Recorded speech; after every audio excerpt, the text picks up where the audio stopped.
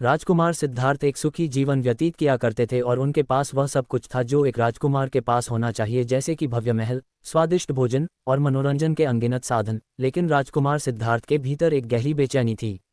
उन्हें दुनिया के दुख, बीमारी, बुढ़ापा और मृत्यु के बारे में जानने की तीव्र इच्छा थी।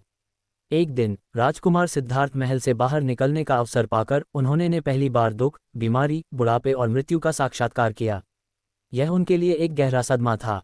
उन्होंने महसूस किया कि इन दुखों से कोई भी छूटा नहीं है, चाहे वह राजा हो या प्रजा। इस अनुभव उन्हें दुखी कर दिया और उन्होंने राजपाट त्यागने और इन दुखों का कारण जानने का प्रण लिया। उन्होंने वैभवपूर्ण जीवन छोड़ दिया और एक साधारण साधु का जीवन अपना लिया। राजकुमार सिद्धार्थ ने कई वर्षों तक उन्होंने विभिन्न शिक्षकों से ज्ञान प्राप्त किया और कठोर तपस्या की। उन्होंने गहरे ध्यान में बैठकर जीवन के रहस्यों को समझने का प्रयास किया।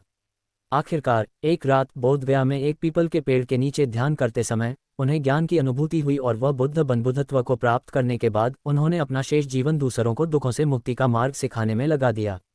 उन्होंने 4 आर्य सत्य और अष्टांगिक मार्ग की शिक्षा दी, जो दुख से मुक्ति का मार्ग प्रशस्त करते हैं।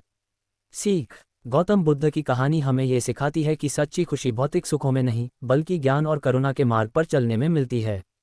वे हमें ये भी याद दिलाते हैं कि कठिन परिश्रम, दृढ़ संकल्प और सहानुभूति के माध्यम से हम अपने जीवन में किसी भी लक्ष्य को प्राप्त कर सकते हैं।